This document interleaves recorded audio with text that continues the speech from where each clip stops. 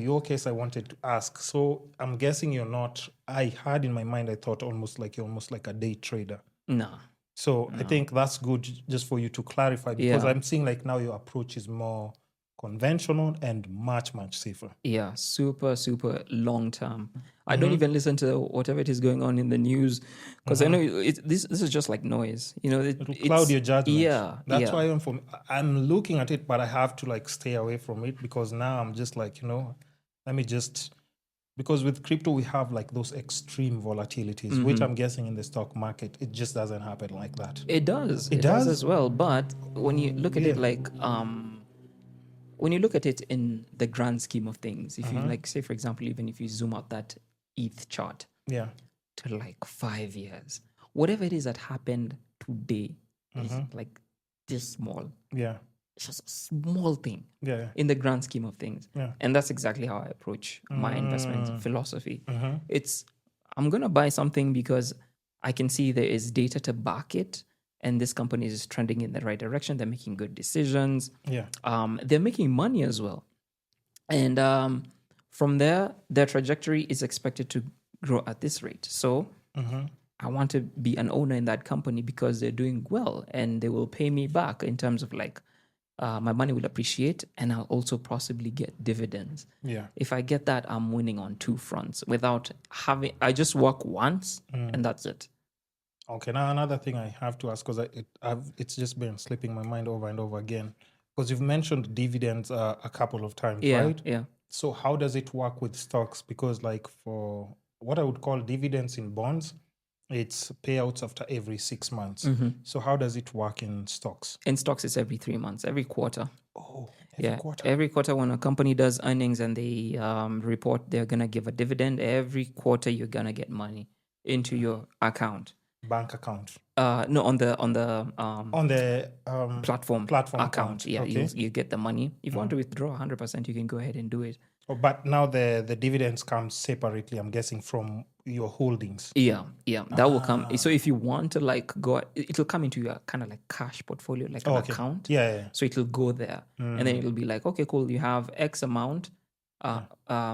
That just got added into your cash portfolio. So if you want to reinvest it, you can cash or take the profits. Yes, you can do that. This is interesting. Yeah, so that's the whole concept of it. And on top of that as well, and this is why I say it's so cool. As an owner of a company, you get emails, text messages. We're having an AGM. Yeah. As an owner, you have the right to come in. We're having elections for the board. Who do you want to vote for? Wait, you can participate? Yes, you can. What? Yes. Hey, listen. Let me see if I can get that email. Listen. I mean, this is...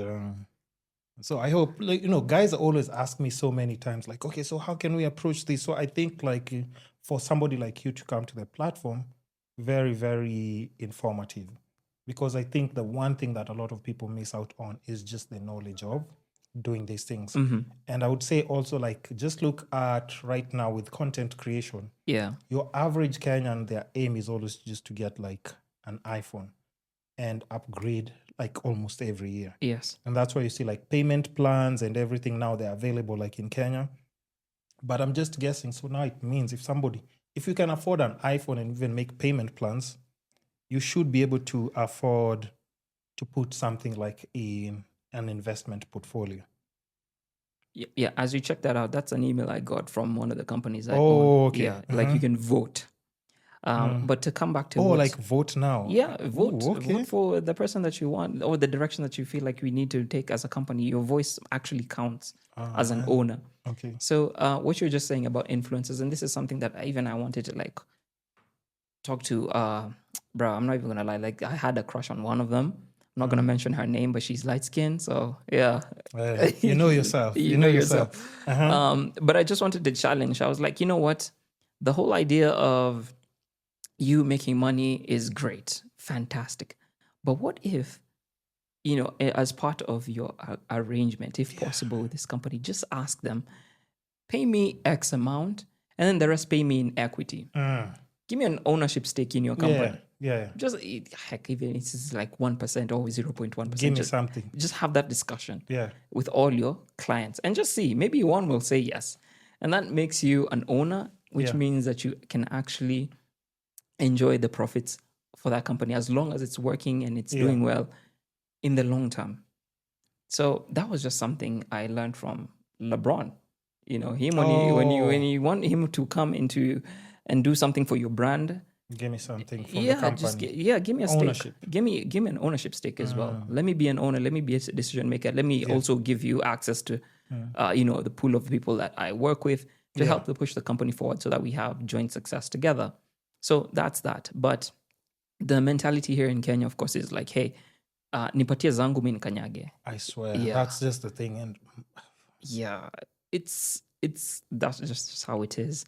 But if you're working with a massive brand, I mean, like for me, if I was like working with, I don't know, Safaricom or Coca-Cola, because we see those endorsements, we see them, but nobody thinks about like. Yeah, just give me a small stake, like give me some shares in this company. Like I'll send the finance team like an email, and then like they can tell me like if I can get X% or pay me in what would you call it?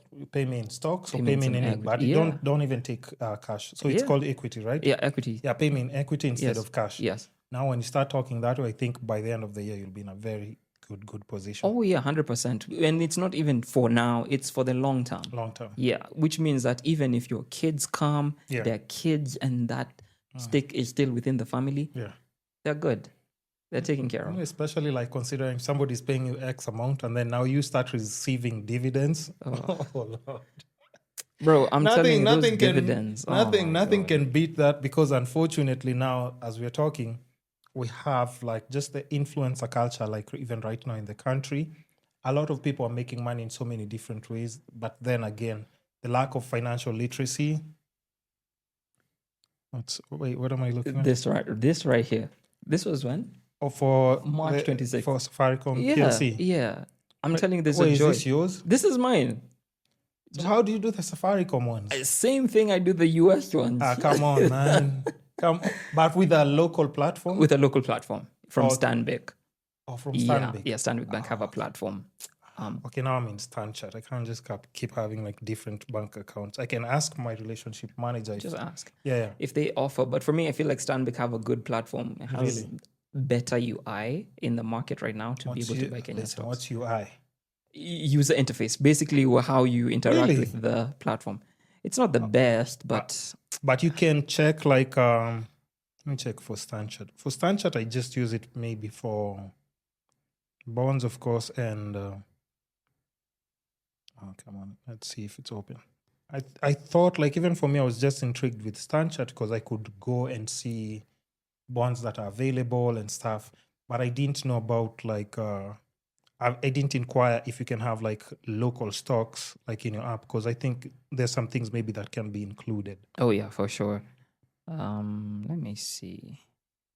I want to see if I can be able to pull out that information. But you can see like the local stocks and the prices. 100%. And can you buy directly through the app? Or how do you buy it? Yeah, you buy actually from the app itself. You can buy it from there? Yes. So my StanChat account is basically for transferring money in from if I've a capital appreciation and stuff like so. Literally, this is February. Don't worry about the reds. Of course, I was spending. No. Yeah. So this came from after I took some profits from some of the companies. Yeah. That's one. Which another one here? Let me show you. Jeez. This is also another one. Same thing. As you can see, eToro Money UK Limited, blah blah blah. That amount just cashed out on that. Then there's this one here. So that's when you're removing from the platform and then to it comes to my account. Okay. Like that. So this is what's the company? Or it just shows like... Yeah, it just said eToro Money UK. Oh, from Limited. eToro? Yes, from eToro. So but like you said, we can't use eToro, right? Yeah, right now you're limited in... So how comes you're using eToro? Because I joined early before they left the country. Oh. Yeah. Before they left, I was Okay, I but was your account is still like you can still use. 100%. Yes. Man. Okay. Yeah, Okay. yeah. Jeez. Okay, so like now for StanChart, I was just talking about like bonds. Mm-hmm. You can see like Yeah. the bonds and whatever you want to get into. You can just also buy directly, 7.25%. and then you can call your RM. my RM, and then she'll do like the follow up. Like you see now we have this one, the 18% one. Yeah. So okay. For 2,649 days, that's like how many years? Almost close to like 10 years. 10 years. Yeah. Because maturity, you're talking 2032. 2032. Okay, cool. Yeah. That's good. That coupon rate is nice. Yeah. Because I'm just thinking 18.46. like, think about if you have like, I think the best thing about even like what you're doing and just like digital assets that are tied to the dollar, when it's paid and converted to Kenyan shillings. That's why I don't touch the bonds, because I'm looking at the currency strength as well. I'm like, okay, if I can do this in USD, yes, then I'm also kind of like winning a bit on the FX changes. Actually, by the time you exchange as well, the profit. Yeah. If you hit 40% and then dollar rate. Yeah. Okay. Yeah. It makes a lot of sense. So guys, like I said, I think in like a week I should have like an open account so that I can also just like be a participant. So I don't know how it works. So what's the first step for somebody like me? Oh yeah. What would be the first step? For sure. So and you didn't even say like, what your commission is. That's like really important information for people. Yeah, no, for sure. For me right now, it's just a flat fee. Like I said, just low barrier to entry for people who are interested in transforming their finances and actually being owners as opposed to being consumers. Yeah. So if you're willing to work with me, more than happy to, set up a call, introductory call, so that we can talk like, individuals. I get to understand your goals, your risk level. My goal is just to make money. There's a reason why you want to make the money. No. Is it to buy a Ferrari? Is it to move? Is it to be able to like... so that you just personal goals again. That's why goals. Yes. Mm-hmm. So that from there, that's when I can be like, okay. Yeah. With this, in the back of my mind, I have the timelines, initial timelines. Yeah. Then from there, I'll give you a questionnaire. You'll just fill out. It'll automatically tell me your risk profile. Okay. After that, that's when now we start. I'm like, okay, cool. This and this is your risk profile. This is what I recommend. So for you, already have bonds, so you're diversified. So it's just now an additional thing now. Yeah. I have crypto as well. You have crypto as well, which is risky as well.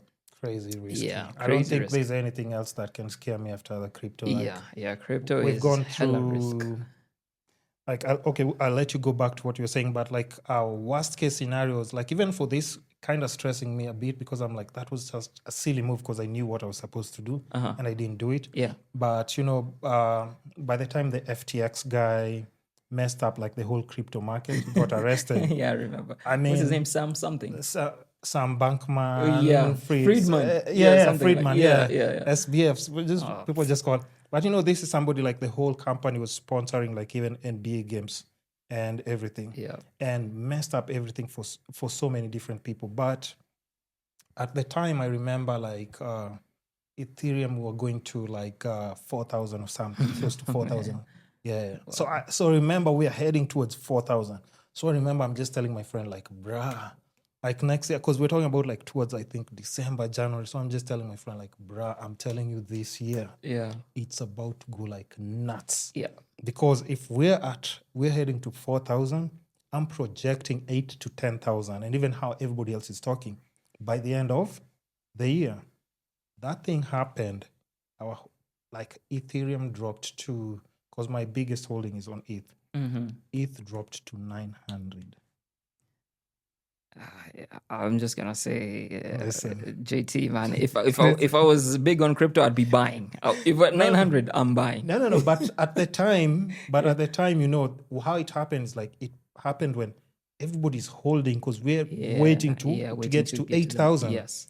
So it happens. Everybody like if your portfolio has already been shattered to close to like 80% down. There's no money to go back in. True. Even if you want to, because nobody had cashed out. Like, of course, there are people who had like now that, that's where Warren Buffett would just come rubbing his hands like man, this. He'd be like, this is it. Like you guys have been complaining, it's time for me to It's save time you. to it's time for me to come in. When you're fearful, that's when I'm greedy. Exactly. Yes. So I mean, like, so after something like that happens in crypto, like everything else just becomes almost like numb. So you don't really get over heartbroken if like the market is completely down. We Yeah. kind of like we've already stormed like the craziest weather, and that was just SBF. I don't think we can go anywhere worse than what that guy did. Never know. Listen, okay, maybe I might speak too soon. But Yeah, you never know with these I things. might speak too soon. Yeah. But also like another thing. Oh, before go back to the last thing about the trailing stop, limit orders, stop Stop losses. And all stop that. losses, Yeah. all those things that you incorporate, or how do you? When is the right time for you to take profits? If I was to simplify that question. Yeah. So for me, okay. So let me start from the beginning. So And also, just before you answer, because I know we have dividends as well. oh yeah, Dividends are will come to your account regardless, right? regardless. Okay. Yeah. And how do you balance taking out like just dividends, and how can you cash in a bit extra of like profits to liquidate and just like Yeah. Like you've what just seen. strategy do Yeah. you use for collecting profits? 100%. So for me, it's always annual and then quarterly rebalancing. So rebalancing means I will some positions will probably have tremendous gains, and I'll be like, okay, cool. This is now slightly tilting my portfolio towards that. I'm more exposed in that company, in that sector. So for me, I will trim it back. I'll take some of that money. Now, either I can take it and put it in my pocket, or I can reinvest in another company that I feel has also a potential to grow to grow a bit higher from where it is right now.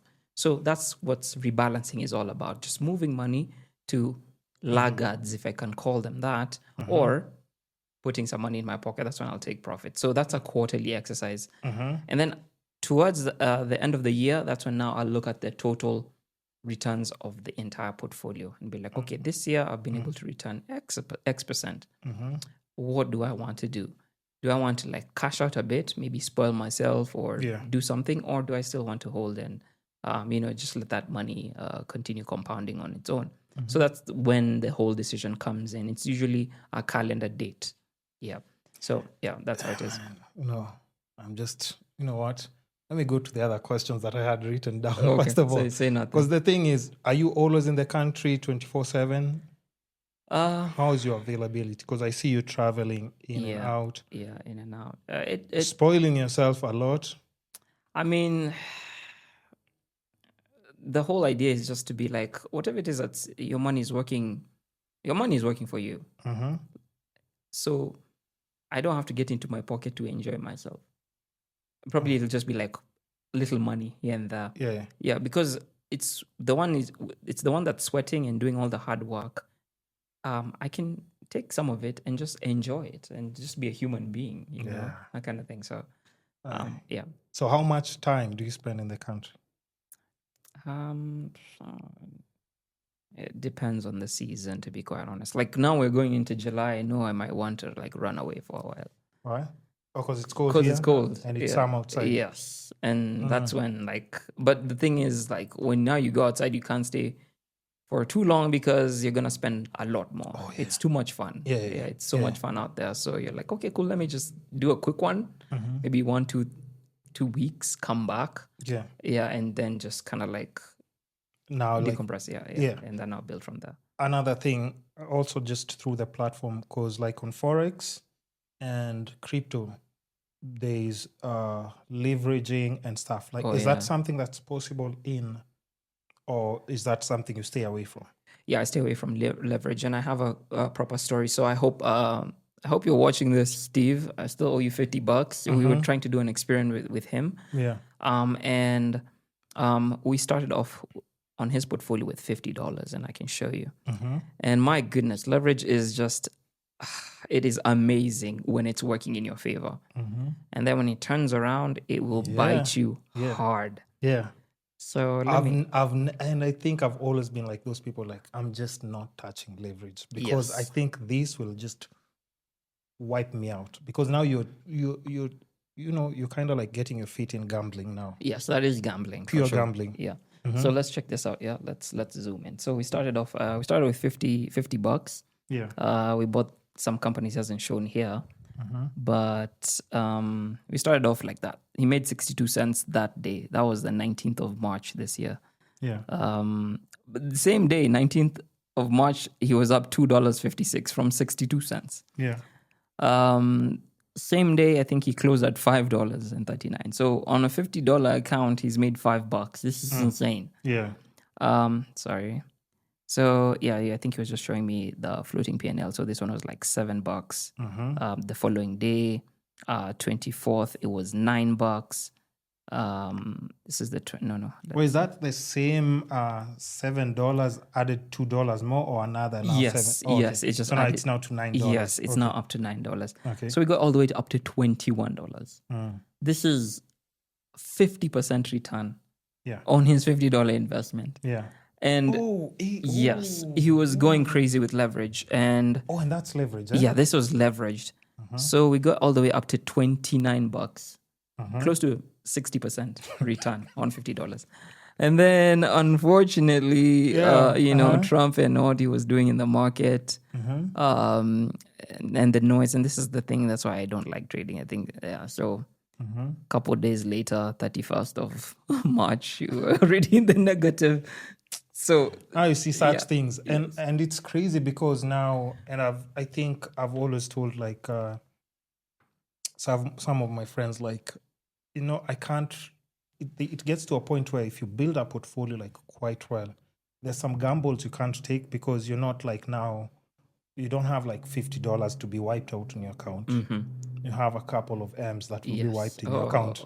So do you want to wake up in the morning and actually tell yourself that, you've lost like 2-3 M? Yeah. But you'd have done so many other different things. So many other different things. So you have to have the appetite for it, to be quite honest. So for him, like I said, it was just like an experiment. Yeah. Because I told him, like, hey, you know what? The best thing is always just to do one-to-one. Take no leverage. Don't borrow any kind of money. Yeah, just let it use like whatever you have, whatever right? it is that you have. Living in your means type thing. Okay, so leveraging, no. Okay, and I wouldn't do it anyway. Oh my goodness! I think what was your biggest mistake, probably like in just stock portfolio as you are learning and just getting to know the ropes? Like, do you have like a major big flop or something that you just did like mistake close to that? Yeah, 100%. I also used leverage early in the beginning, and I never used to buy companies based off of data. It was just like technical analysis. I'm like, this candlestick is looking nice. Let me buy this one. Yeah. And it's just arbitrarily. I'll just pick any company. But right now it's a more research-based approach. It takes a lot of time. It takes a lot of energy out of just to get high quality companies. But once you do it, you just believe in yourself. I don't listen to the news. I will only read what the company reports and what the Securities Exchange Commission is saying in terms of that company. I'll give you an example. Last year, there was a company after this whole AI boom with NVIDIA. Yeah. So people were buying NVIDIA. But there was a company that supplies NVIDIA with cooling racks. Okay. Oh my God. JT, I'm not even going to lie to you. This company, in the span of a year, returned, just guess how much it returned in a percentage price, a capital appreciation. 100%. No. 200. No. More. It can't be more than 300. Wait, more? More. 10,000. Okay, you've got to Because now I'm just like, because I'm just like, no, what the hell is going on? Okay, like 1,000? 1,361%. That is 136. If you put in $100, you get times 136. Okay, so now, like even the way you've said, like just with research and stuff, because I've heard this like even in like podcasts, and I think the best thing is like now just having information to understand on investing like in international stocks. That's just something that I was trying to get like the right person who has that information, and not just the right person, like people who look like people who are still edgy. Yes. Because when we talk about finance nowadays, when you start talking about serious things, we're already used to like the old suits, an old guy explaining so many different things to you that makes it so difficult for you to. But like now, when it's somebody who's still young and they know about all these different ropes, it makes perfect sense for somebody to actually jump into like even just the industry.